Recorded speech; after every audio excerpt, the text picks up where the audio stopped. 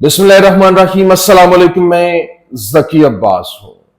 नाज़रीन, आज 30 मई है, जुमे का दिन है, और जिस तरह से इजराइल इस वक्त ईरान के ऊपर हमले के लिए पर तोल रहा है, जबकि एक तरफ अमेरिका और ईरान के दरमियान मुज़ाकराती दौर चल रहा है, जिसको लेकर बड़ी अच्छी खबरें सामने आ रही हैं कि मे बी इनकी डील जो है वो मैच्योर हो जाए, लेकिन इसके बावजूद वो इसको सबोताज करने के लिए और अपने मकासद हासिल करने के लिए, अपनी हैबत तारी करने के लिए वो उनके न्यूक्लियर प्रोग्राम के ऊपर हमले की तैयारी भी कर रहा है। और इस हवाले से बारखा पूरी की पूरी प्लानिंग जो है वो भी तरतीब दी गई कि अमेरिका के बगैर या फिर अमेरिका के साथ जो है वो ये हमला किया जाएगा। लेकिन अभी वो हमला करें या नहीं करें, लेकिन ईरान की जानिब से रात गए जो साइबर हमला किया गया है, 85 साइबर अटैक्स जो है वो हुए, और इस हवाले से खुफिया राज चोरी करने के हवाले से खबरें, हसास मालूमात जो है वो चोरी की गई है। कैसे, ये बड़ी अहम तरीन स्टोरी है, ये आपके सामने रखना है। पहले भी जब ईरान की जानिब से हमला किया गया था और ऑपरेशन ट्रू प्रॉमिस 2 जो हमला किया गया था, उस वक्त भी पहले उनके जो सिस्टम है उसको हैक कर किया गया था, उसके वक्त ये हमला हुआ। लेकिन एक बार फिर से उनके हाई ऑफिशियल जो है उनके तमाम तर जो पर्सनल रिकॉर्ड्स और डिटेल्स हैं वो चोरी की गई है, खुफिया मालूमात जो है वो चोरी की गई है। कैसे, ये आपके सामने रखना है। और फिर दूसरी जानिब जो जंगबंदी है, इस वक्त गजा जंगबंदी को लेकर जो विटकॉफ प्रपोजल जो है वो पेश किया गया है, इसको लेकर अब आहिस्ता आहिस्ता आज चीजें जो है वो अनफोल्ड होना शुरू हो गई है कि कैसे ये जंगबंदी का एक फ्रेब है और ये भी एक घिनौनी चाल है। जबकि जो फलस्तीनी मज़ाहमत के हवाले से ये कहा जा रहा था जी उन्होंने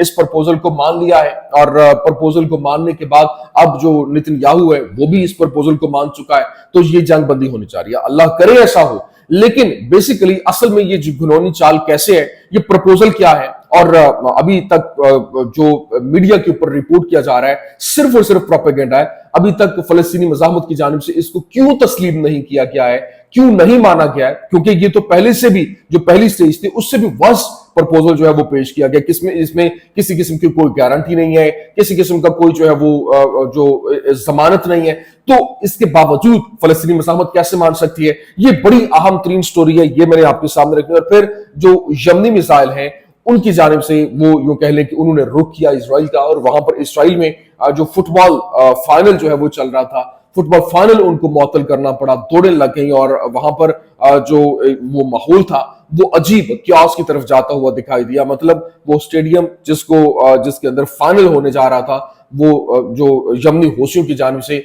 उस पूरी की पूरी प्लानिंग को सबोताज किया गया। कैसे, ये तमाम तर डिटेल्स वन बाय वन आपके सामने रखते हैं। अच्छा नाज़रीन, सबसे पहले ये विटकॉफ प्रपोजल जो है वो आपके सामने रख देता हूं, और फिर आपको बताता हूं कि क्यों ये जो एक घिनौनी चाल के तौर पर खेला गया, और फिर अभी तक फलस्तीनी मज़ाहमत ने इसको तस्लीम नहीं किया, जबकि इंटरनेशनल मीडिया ये रिपोर्ट कर रहा है। लेकिन हकीकत उस वक्त आश्कार हुई जब एक जो सीनियर रहनुमा है फलस्तीनी मज़ाहमत के, उसने अल जज़ीरा को बताया कि हमने कोई प्रपोजल जो है एक्सेप्ट नहीं किया, ये तो पहले से भी वर्स्ट है। अब सुनिए हुआ जनाब वाला क्या है। ये जो इस वक्त विटकॉफ की जंगबंदी की तजवीज है, ये जो प्रपोजल है, फ्रेमवर्क जो अल अरबिया की जानिब से हासिल किया गया, वो पहला उसका जो पॉइंट था उसका दुरानिया है, वो 60 दिन की जंगबंदी है, और सदर ट्रंप इस मुद्दत के दौरान इसराइल के मुकम्मल अज़्म की जमानत देते हैं। नंबर 2 यरगमालियों की रिहाई है, और 58 के फहरिस्त में से 28 जो यरगमाली हैं वो 10 जिंदा हैं, 18 जो है वो मुर्दा हैं।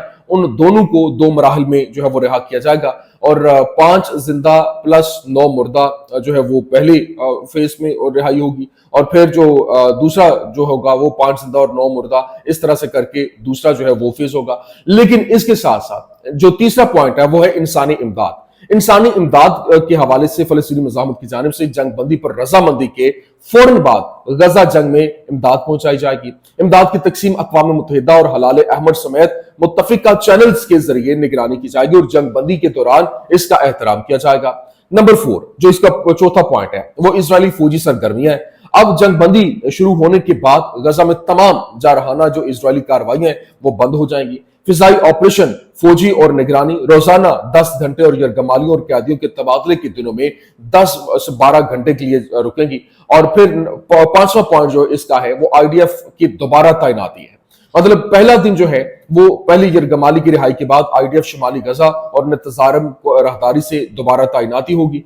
7वां दिन जो होगा इसमें दूसरे रिलीज के बाद आईडीएफ جو ہے وہ جنوبی غزہ سے دوبارہ تعینات ہوگی. دوبارہ تعیناتی کی حتمی حدود کا تعین تکنیکی ٹیموں کے ذریعے کوربی ڈی مذاکرات کے دوران کیا جائے گا. چھٹا پوائنٹ اس کا جو ہے وہ مستقل جنگ بندی کی طرف جو ہے وہ مذاکرات ہیں اور جو پہلے دن سے شروع ہوں گے اور ضمانت دینے والے ثالثوں امریکہ، مصر، قطر کی نگرانی میں ہوں گے اور عنوانات کے اندر جو شامل ہیں فلسطینی قیدیوں کی متفقہ تعداد کے بدلے میں باقی اسرائیلی یرغمالیوں کی مکمل رہائی ہے اور پھر جو آئی ڈی ایف ہے اس کی مکمل واپسی اور طویل المدتی حفاظتی انتظامات، غزہ کی جنگ کے بعد کی حکومت، مستقل جنگ بندی کا اعلان اور پھر صدارتی عہد جو ہے اس کے اندر ساتواں پوائنٹ جس میں صدر ٹرمپ جنگ بندی کو نافذ کرنے اور مخلصانہ مذاکرات کو یقینی بنانے کے لیے پوری طرح سے پرعزم ہے. اگر عارضی جنگ بندی معاہدے کے ساتھ ختم ہوتی ہے تو یہ تنازع کے مستقل حل میں تبدیل ہو جائے گی. لیکن اس میں اضافی دفعات جو شامل کی گئی ہیں اس میں جو فلسطینی قیدیوں کا تبادلہ ہے جس میں 10 زندہ اسرائیلی یرغمالیوں کے بدلے اسرائیل کو جو اسرائیل رہا کرے گا. باقی تمام فلسطینی قیدیوں کو عمر قید کی سزا کے ساتھ 125 قیدی ہیں اور پھر جو 7 اکتوبر 2023 کے بعد غزہ سے 1111 قیدیوں کو گرفتار کیا گیا، جبکہ جو مقتول اسرائیلی یرغمالیوں کے بدلے میں اسرائیل جو ہے وہ 18 مقتول اسرائیلی یرغمالیوں کے بدلے میں اسرائیل جو ہے وہ باقیوں کو رہا کرے گا، جس میں 180 فلسطینیوں کی لاشیں ہیں.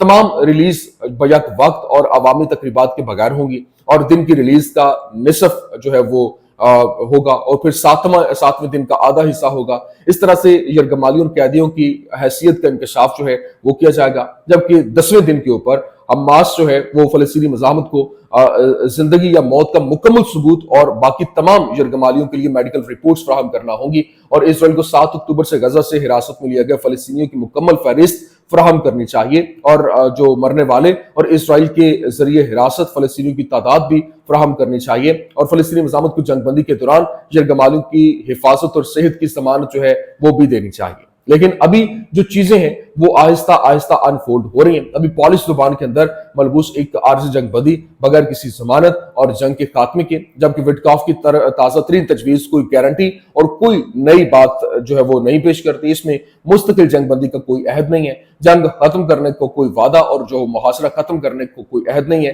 یہ محض ایک عارضی وقفہ ہے جس میں ایک مقررہ وقت ہے اور اسرائیل کے لیے غزہ کے مصائب کے جواب سے زیادہ وقفہ.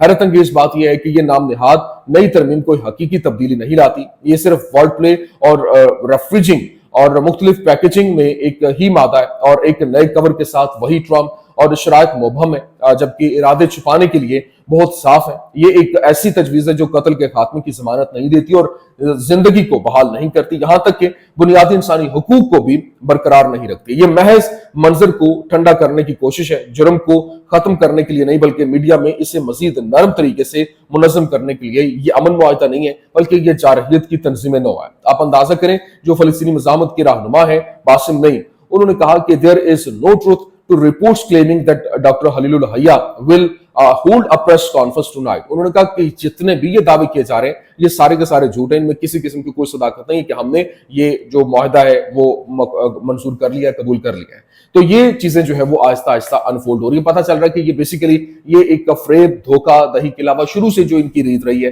وہی اس کے علاوہ کچھ بھی نہیں ہے. دوسری جانب جو اسرائیلی I-24 چینل ہے اس کی جانب سے رپورٹ کیا گیا کہ ایران کی جانب سے جو سائبر حملے کیے گئے، Iran launches dozens of cyber attacks against leading Israeli figures, مطلب جو مین ان کے فگرز ہیں، لیڈنگ جو ان کے رہنما ہیں، ان کے اوپر سائبر اٹیکس کیے گئے اور درجنوں کیے گئے. ابھی کیا بتایا گیا، شن بیٹ سیکیورٹی ایجنسی نے جمعرات کو یعنی کل رات کو انہوں نے اعلان کیا کہ اس نے اسرائیلی شہریوں کے خلاف ایرانیوں کی 85 سائبر حملوں کو رپورٹ کیا ہے، جس میں سے زیادہ تر سرکاری شعبے کے سینئر تھے. ان میں اعلیٰ سیکیورٹی اہلکار، سیاسی شخصیات، ماہرین تعلیم، معروف مواصلاتی پیشہ ور افراد، صحافی اور بہت کچھ شامل ہے. اور ایرانیوں نے جو معلومات حاصل کرنے کی کوشش کی، اس کا مقصد دیگر چیزوں کے علاوہ ملک میں بھرتی کیے گئے اسرائیلی سیلوں کے جو دیگر اسرائیل میں موجود افراد کے خلاف حملہ کرنا تھا. اور نیشنل سائبر ڈائریکٹوریٹ کے ساتھ مل کر شن بیٹ نے حالیہ مہینوں میں ایرانی عناصر کی طرف سے فشنگ حملے کرنے کی جو کوششوں میں نمایاں اضافہ کی نشاندہی کی ہے. اور ان کوششوں کا مقصد اسرائیلی اہداف تک رسائی حاصل کرنا ہے، خواہ ان کا پرسنل کمپیوٹر ہو، ای میل ہو یا پھر اسمارٹ فون پر.